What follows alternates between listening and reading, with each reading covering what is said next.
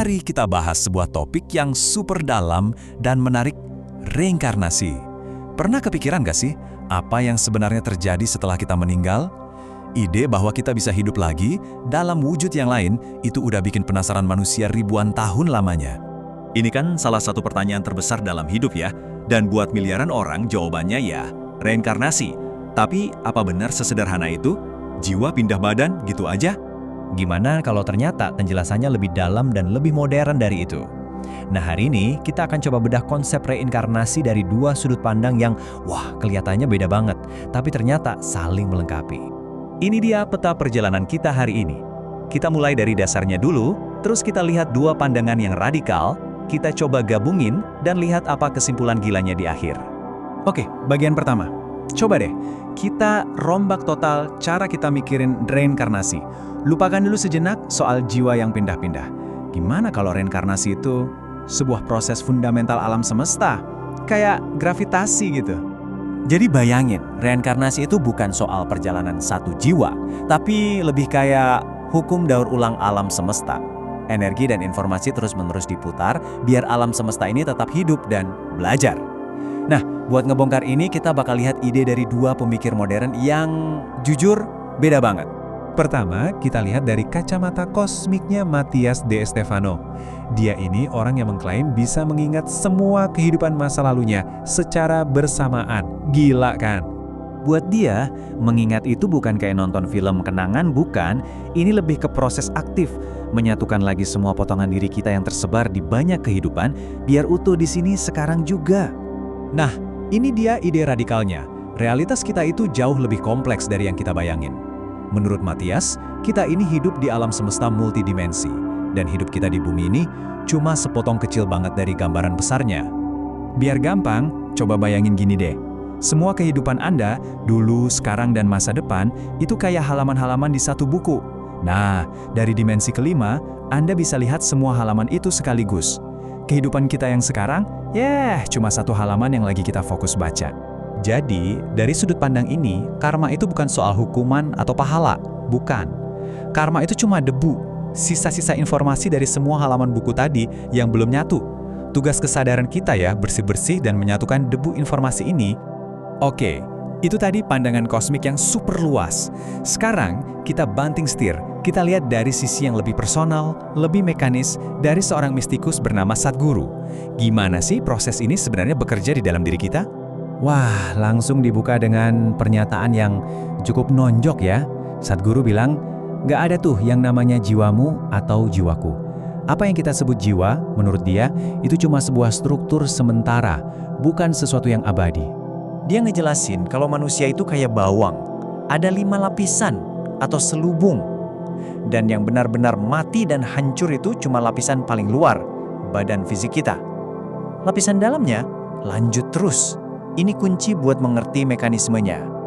Jadi, pas kita mati, badan fisik kita ya udah hancur. Tapi badan mental, yang isinya pikiran dan emosi kita, sama badan energi atau prana, yang jadi bensin hidup kita, itu tetap ada. Nah, dua badan inilah yang membawa jejak dari kehidupan sebelumnya. Terus, apa yang menggabungkan dua badan ini? Jawabannya, karma. Buat Sadhguru, karma itu kayak software. Kumpulan memori, kebiasaan, tendensi, semua data yang kita kumpulkan. Nah, software inilah yang terus mencari hardware baru, yaitu tubuh fisik, buat menjalankan programnya lagi. Oke, jadi kita udah punya dua pandangan yang kayaknya beda banget ya. Satu kosmik, satu lagi mekanis. Tapi, apa benar-benar bertentangan? Coba kita lihat lebih dekat. Ternyata sama sekali enggak. Matthias itu ngasih kita peta kosmiknya, apa sih reinkarnasi itu dan kenapa ada. Sementara Sadhguru, dia ngasih kita buku manualnya, bagaimana mesin reinkarnasi ini bekerja di dalam diri kita masing-masing. Walaupun istilahnya beda ya, ada yang bilang debu informasi, ada yang bilang perangkat lunak memori, inti yang mereka jelaskan itu sama persis, transformasi informasi. Jadi, reinkarnasi itu pada dasarnya cara alam semesta memproses dan mengintegrasikan pengalaman. Lantas, apa kesimpulan besar dari semua ini buat kita? Nah, ini membawa kita ke pemahaman yang, luar biasa tentang hakikat realitas itu sendiri. Intinya, reinkarnasi itu bukan perjalanan mistis yang acak. Ini adalah mekanisme fundamental dari kosmos. Semacam sistem operasi alam semesta yang bekerja secara otomatis, layaknya gravitasi atau kecepatan cahaya. Jadi apa artinya ini bagi Anda? Ini berarti hidup Anda bukanlah serangkaian kejadian acak. Anda adalah bagian dari sebuah program kosmik yang cerdas. Dan yang paling penting, Anda punya kemampuan untuk membaca kode program itu dan bahkan menulis ulang sebagian. Sebagai penutup, saya mau tinggalkan satu pertanyaan untuk direnungkan. Jika tubuh Anda adalah mesin, karma adalah programnya, dan kesadaran hanyalah si pengamat dari semua itu, lalu siapa Anda yang sesungguhnya yang sedang mengamati semua ini terjadi, sekarang juga?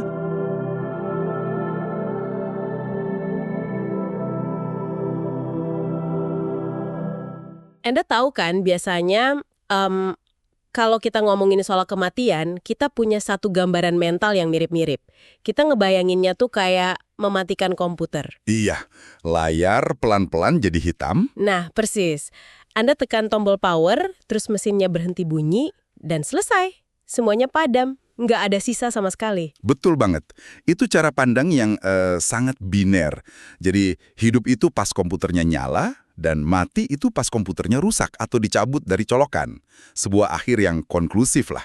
Tapi, pas Anda masuk ke persimpangan antara filosofi mistik kuno dan teori kuantum modern, tiba-tiba analogi komputer itu berubah total. Anda ternyata nggak mematikan mesin. Anda rupanya cuma lagi mengunggah data ke cloud kosmik gitu kan, untuk nanti diunduh lagi ke perangkat hardware yang benar-benar baru. Kita melihat apa yang terjadi setelahnya. Ini ngeruntuhin apa yang kita anggap sebagai realitas tunggal. Kita mulai melihat kehidupan sebagai sebuah kontinum informasi. Oke, mari kita bedah topik ini. Hari ini kita bakal ngupas tuntas sesuatu yang pasti pernah Anda yang lagi dengerin ini pertanyaan pas malam-malam lagi sendirian. Topik penjelajahan mendalam kita hari ini adalah mendefinisikan ulang konsep reinkarnasi. Topik yang lumayan berat ya? Banget. Dan materi sumber yang kita kumpulin hari ini, wah, sungguh memikat.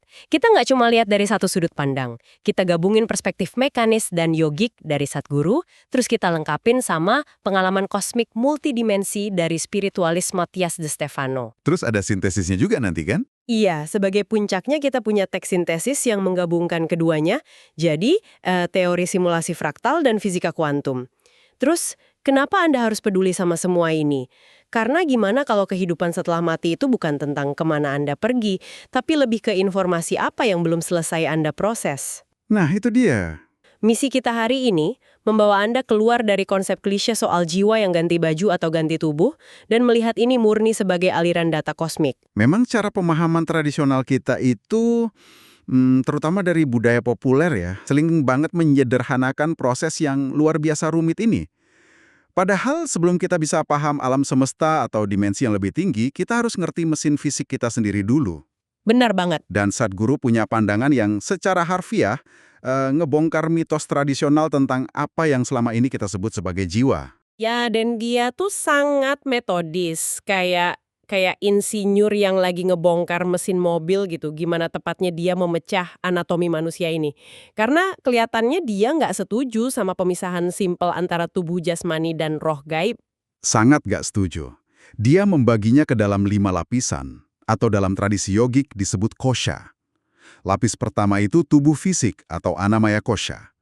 Terjemahan harfiahnya tubuh makanan. Tubuh makanan? Iya, coba pikirin deh. Tubuh yang Anda miliki sekarang ini pada dasarnya cuma akumulasi dari nasi, ayam, sayur, atau apapun yang Anda makan selama bertahun-tahun. Itu cuma tanah bumi yang berubah bentuk. Oke, itu masuk akal sih. Saya adalah apa yang saya makan secara harfiah. Terus lapisan selanjutnya apa? Lapis kedua itu tubuh mental atau manomaya kosha. Dan lapis ketiga, tubuh energi, pranamaya kosha.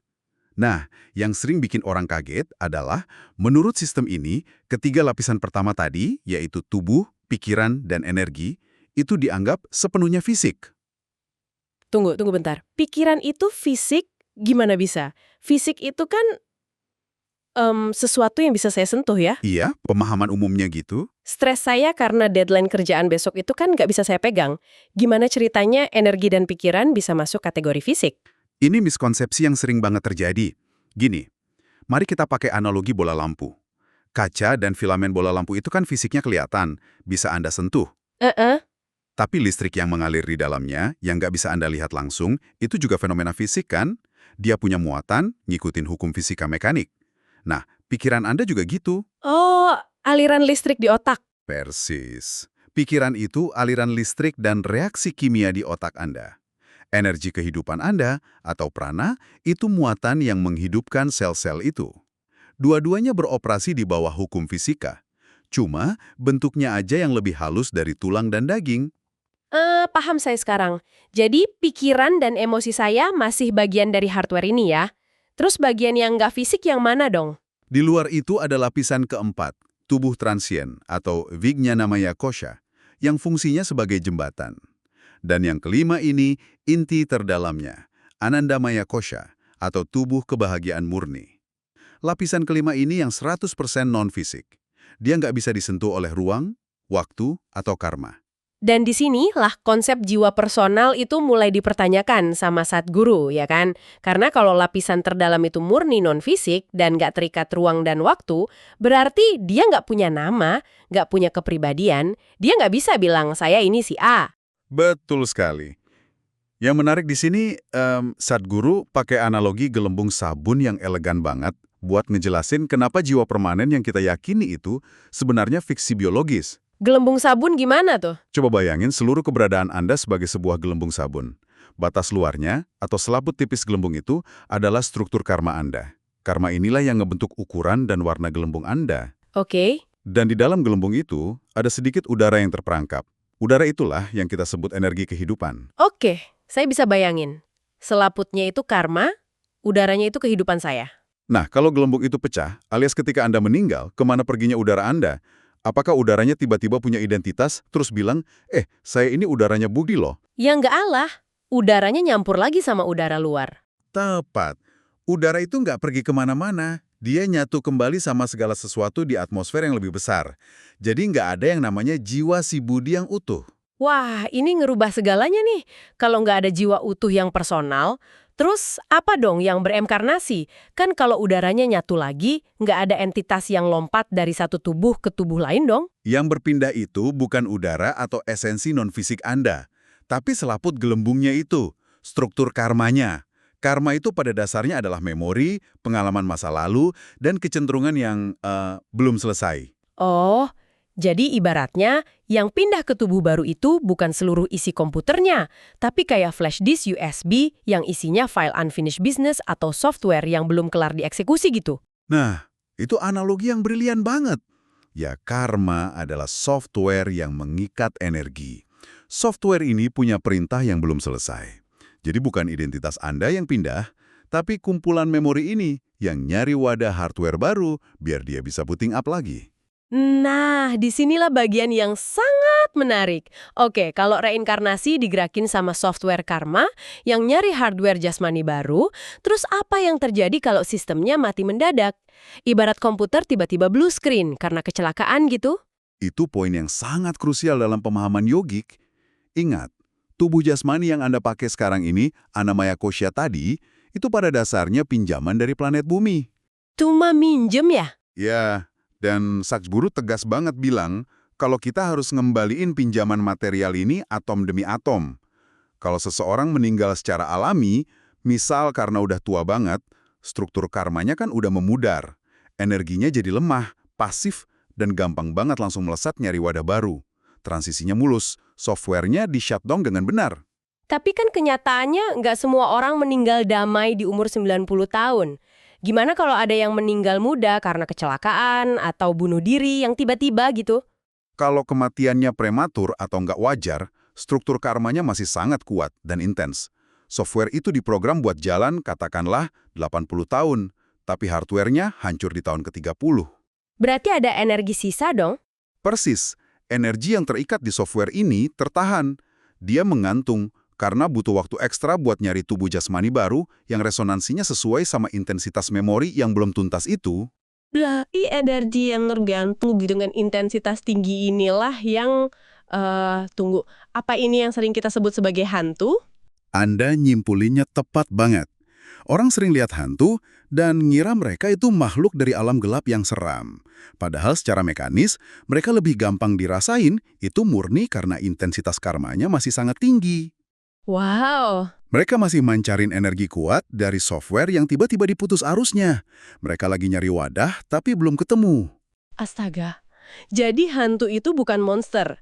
Mereka cuma software yang terjebak di semacam masa tunggu kayak loading screen yang nggak kelar-kelar.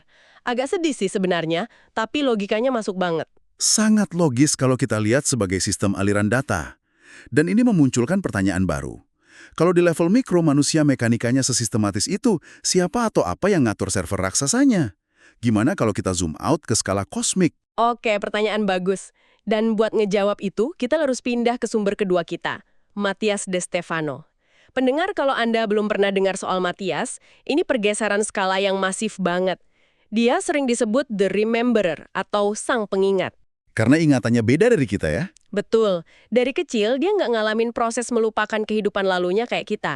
Umur 12 tahun di kelas sejarah, dia tiba-tiba bisa bahasa Atlantis. Dia ingat detail kehidupannya di Mesir kuno. Dia lihat Sphinx asli itu bentuknya singa raksasa, bukan wajah Firaun. Dia juga ingat jadi pendeta di Norwegia ratusan tahun lalu. Dan yang bikin cerita Matthias relevan sama sesi bedah materi kita, itu bukan cuma soal sejarah alternatif. Fokusnya lebih ke arsitektur alam semesta. Dia ngejelasin konsep 9 dimensi. Kita sekarang kan di dimensi ketiga, realitas linier. Ada masa lalu, masa kini, masa depan. Waktu yang berjalan lurus. Tapi di dimensi kelima, Matthias bilang, semua kehidupan dari awal sampai akhir waktu itu terjadi secara simultan. Nggak ada yang berurutan. Tunggu, ini agak bikin pusing.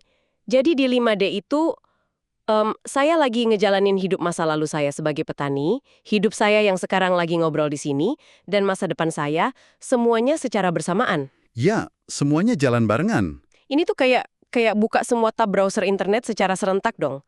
Dan kita di dimensi ketiga, ini cuma lagi fokus baca satu tab aja. Analogi browser yang luar biasa akurat. Kalau dilihat dari 5D, reinkarnasi itu bukan pindah dari masa lalu ke masa depan secara garis lurus. Itu cuma ilusi waktu 3D. Secara kosmik, reinkarnasi itu cara kesadaran buat memindai pengalaman di berbagai rentang waktu. Semua tab itu udah ada dan lagi loading barengan. Kesadaran Anda cuma mindahin kursor fokus dari satu tab ke tab lain. Skala ini bikin eksistensi manusia berasa sangat mikroskopis ya. Terus kalau kita cuma tab browser yang lagi proses data, apa tujuan planet bumi ini? Di sini konsep alien masuk ke cerita Matthias kan? Jujur, awalnya saya agak skeptis soal ini. Wajar, skeptis. Kata alien kan sering dikaitin sama film Hollywood yang ada piring terbang sama laser. Tapi Matthias ngejelasin murni dari biologi kosmik. Perspektif fraktal, manusia bukan pusat alam semesta. Bumi ini cuma sebuah sel tunggal yang hidup di dalam organ besar, yaitu galaksi Bima Sakti. Dan karena dia sel, wajar ada intervensi. Betul, karena bumi itu sel organisme yang lagi berkembang, intervensi dari luar galaksi itu proses alami. Oke, intervensinya kayak gimana tuh? Karena dia spesifik nyebutin Anunnaki. Ya, menurut Matthias, evolusi manusia dicampur tangan sama entitas ekstraterestrial kayak Anunnaki. Tapi ini bukan soal dewa penakluk yang turun bawa senjata buat memperbudak manusia demi emas ya. Lagi krisis energi. Buat bertahan hidup, mereka perlu transfer data dan kesadaran mereka. Jadi, mereka datang ke bumi yang masih primitif, terus menabur benih kode DNA mereka ke primata. Itu kedengarannya sangat agrikultural ya. Jadi daripada penjajah, mereka lebih kayak lebah kosmik gitu. Mereka menyerbuki bunga bumi yang lagi mekar, biar informasi energi mereka bisa bertahan di sistem baru. Tepat. Penjelasan biologis itu akurat banget. Reinkarnasi kesadaran dan software energi mereka dilanjutin lewat garis keturunan DNA manusia. Makanya otak manusia ngalamin lonjakan evolusi yang tiba-tiba, yang nggak masuk akal kalau cuma pakai teori seleksi alam biasa. Wow. Bumi itu dasarnya tempat kumpul padat, di mana energi dari seluruh galaksi datang buat adaptasi dan bereinkarnasi demi mempertahankan data mereka. Tapi tunggu deh, kalau kita cuma sel kecil yang DNA-nya diretas sama lebah kosmik tadi, terus apa arti kehidupan sehari-hari? Apa tujuan Anda, pendengar kita ini? Buat bangun pagi, kerja, kena macet, ngadepin kekacauan? Apa kita ngelakuin ini demi suatu hari nanti mencapai masyarakat yang sempurna? Semacam utopia abadi gitu? Nah, yang menarik, Matias nolak keras banget ide soal utopia itu. Dia ngejelasin kalau konsep surga atau paradise itu secara etimologis berasal dari bahasa Persia kuno, paradisa.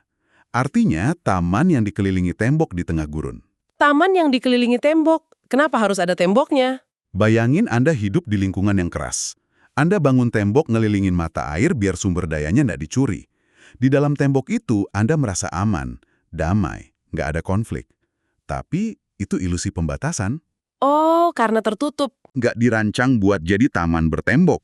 Bumi lagi di fase yang dia sebut remaja yang skizofrenia. Remaja skizofrenia. Iya, penuh polaritas ekstrim, konflik, dan kepribadian yang bentrok. Jadi, apa arti dari semua ini? Kenapa pendengar yang lagi capek ngadepin krisis di kantornya harus hidup di fase remaja skizofrenia ini? Karena kekacauan itu mutlak diperlukan buat evolusi. Bayangin lautan deh. Kalau air laut itu diam, nggak ada ombak, nggak ada badai, Bakal jadi genangan busuk ya? persis, stagnan. Kehidupan muncul karena ada gesekan dan arus. Tujuan kita reinkarnasi bukan buat nyari kedamaian tanpa ombak atau kabur ke padepokan spiritual. Tujuan kita itu belajar mencari harmoni di dalam konflik tersebut. Nah, analogi lautan tadi masuk akal banget. Ini ngebalik cara pandang kita. Berarti pas pendengar ngalamin krisis finansial atau konflik hubungan yang bikin stres itu bukan kutukan karma karena masa lalunya jahat dong. Bukan. Konflik itu adalah ombak lautan kosmik yang emang dirancang buat memaksa mereka berevolusi. Tanpa ombak itu, hidup cuma tergenang. Wah, luar biasa. Dan sekarang kita mulai bisa lihat benang merahnya. Kita punya software karma dari Sadhguru, terus kita punya browser kosmik multidimensi dari Matias. Disinilah sumber ketiga kita masuk. Teks sintesis ini menyatukan semuanya jadi panduan praktis. Ya, teks ini pakai perspektif deterministik dan fraktal. Bahkan nyebut realitas kita sehari-hari ini sebagai simulasi deterministik. Semuanya jalan sesuai sebab akibat. Nggak ada yang kebetulan. Berarti kesadaran kita ini gimana perannya? Dalam teori simulasi fraktal ini, kesadaran murni kita atau qualia itu sebenarnya bukan milik pribadi. Kesadaran kita itu bertindak murni kayak pengamat, observer, yang lagi ngendalin robot biologis yang Anda sebut sebagai diri Anda. Jadi ketakutan saya, ambisi saya itu cuma data di dalam robot biologis ini. Iya, robot ini cuma jalan merespon lingkungan sesuai algoritma software karmanya. Dan siklus reinkarnasi terus jalan, pengamat masuk ke robot baru karena softwarenya belum kelar. Terus cara berhentinya gimana? Pembebasan sejati atau moksha, transcendence, itu terjadi pas si pengamat akhirnya sadar penuh kalau dia bukanlah si robot atau software itu. Ketika pengamat berhasil menghapus program karma sampai titik nol, dia nggak perlu respon lagi. Dia lepas dari batasan simulasi. Konsep yang megah banget, tapi jujur aja, ini kedengaran abstrak banget buat pendengar yang besok pagi mesti nyetir, nembus macet, dan bayar tagihan. Gimana cara kita membumikan ini? Matias kan punya 3 langkah praktis nih, biar kita bisa integrasiin energi ini di 3D. Mari kita bahas. Kunci pertama soal tubuh, makanan. Ini krusial dan sering dilupain. Matias bilang, sel biologis kita itu bereaksi secara kuantum terhadap apa yang kita makan. Kalau hidup Anda berasa ngawang, gampang cemas, pikiran kemana-mana, Anda harus makan sayuran akar, kentang, wortel, umbi-umbian. Kenapa harus sayuran akar? Karena mereka tumbuh di kedalaman tanah yang gelap dan padat. Pas Anda makan, Anda menyerap memori kepadatan itu. Efeknya grounding, membumikan energi Anda ke gravitasi. Masuk akal. Dan sebaliknya, kalau lagi ngerasa lambat banget dan butuh pencerahan, saya harus kutip perumpamaan Matias yang indah banget di sini. Dia bilang, jangan meniru pohon parasit yang melayang dari dahan ke dahan nyari cahaya. Anda harus jadi pohon yang kokoh, punya akar kuat, nembus kegelapan tanah, barulah cabang Anda bisa menggapai cahaya dengan aman. Perumpamaan yang brilian. Itu teguran keras buat tren spiritual modern yang cuma mau hal-hal positif dan high vibe, tapi naif menghindari sisi gelap kehidupan. Betul. Terus kunci praktis kedua soal jiwa. Pernapasan. Matias nyaranin napas pelan, dalam, dan cuma lewat hidung. Kenapa spesifik hidung? Bukannya lewat mulut lebih cepat dapat oksigen? Kalau buat survival darurat, iya. Tapi buat kesadaran, sistemnya beda. Napas hidung itu ngaktifin filter alami, bawa oksigen lebih dalam, dan memicu respons neurobiologis di DNA kita. Rute penciuman itu nyambung ke otak purba. Oh, buat ngebangkitin kundalini ya? Persis. Secara perlahan membangkitkan energi di tulang belakang. Kalau mulut, itu desain biologisnya cuma buat dua hal, makan dan melepas trauma dadakan kayak pas kita menghela nafas panjang atau teriak. Hidung itu antena sejati buat menyerap energi. Sangat praktis. Akar buat kestabilan, hidung buat energi. Dan kunci ketiga, ini favorit saya nih, buat pikiran. Tertawa. Ya, tertawa yang tulus ya. Ini bukan motivasi psikologis murahan, ada fisiknya. Tertawa ngasilin frekuensi mekanis yang bikin rongga tubuh bergetar. Getaran ini yang benar-benar memecahkan cangkang keras ego dan trauma kita. Wow. Pas Anda bisa ngetawain kebodohan Anda sendiri, dinding pertahanan mental itu runtuh. Itu melonggarkan software karma Anda dan ngebiarin kualia murni ngalir bebas di sistem saraf.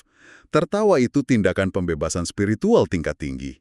Menggabungkan semua ini, wah kita udah membedah banyak banget lapisan realitas hari ini. Mari kita rangkum buat pendengar kita. Pertama, dari Sadhguru, kita belajar kalau reinkarnasi itu bukan perpindahan identitas pribadi Anda, tapi mekanisme kosmik buat regenerasi informasi. Kayak software karma nyari hardware baru. Terus dari Matias, kita paham kalau kita di bumi ini bukan buat ngebangun utopia yang membosankan atau hindarin masalah. Kita di sini buat ngalamin polaritas, nyelesain file karma, dan berselancar di ombak kekacauan. Bukan sembunyi. Ingat pepatah pohon tadi ya? Anda yang lagi dengerin ini nggak usah buru-buru panik ningkatin vibrasi spiritual kalau niatnya cuma buat kabur dari macet dan tagihan.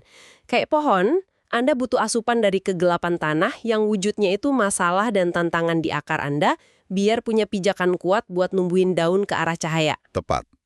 Maksa keluar dari dimensi ketiga sebelum waktunya, itu cuma menunda penyelesaian algoritma karma Anda sendiri. Nah, sebagai penutup sesi bedah materi kita, saya mau ninggalin Anda dengan satu pemikiran provokatif.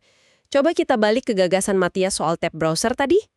Kalau 5D itu emang menampung semua waktu dan semua versi kehidupan Anda secara simultan, Yang masa lalu dan masa depan jalan barengan itu ya? iya, berarti kehidupan masa lalu Anda di kerajaan kuno dan masa depan Anda di 1000 tahun ke depan, itu lagi kejadian detik ini juga pas Anda lagi dengerin kalimat saya ini. Oke, terus? Gimana kalau firasat tajam, rasa dejavu, atau intuisi dadakan yang berhasil nyelamatin Anda dari kesalahan fatal di kantor hari ini, itu sebenarnya bukan sekedar insting. Gimana kalau itu pesan peringatan kilat dari versi diri Anda di tab kehidupan lain yang lagi ngasih Anda bocoran cheat code karena mereka baru aja ngelakuin kesalahan yang sama di garis waktu mereka? Wah, itu gila sih. Pemikiran kayak gitu pasti bakal ngerubah cara kita ngerespons setiap intuisi mulai malam ini. Bener-bener bikin kita mikir ulang soal firasat yang sering kita abaikan kan? Terima kasih udah menemani kami mengupas tuntas realitas hari ini. Ingatlah untuk selalu membumikan akar Anda saat dunia terasa terlalu cepat. Teruslah bernapas dalam-dalam hanya lewat hidung. Dan jangan lupa, di tengah semua kepenatan simulasi ini, luangkan waktu buat menertawakan diri Anda sendiri. Sampai jumpa di penjelajahan berikutnya.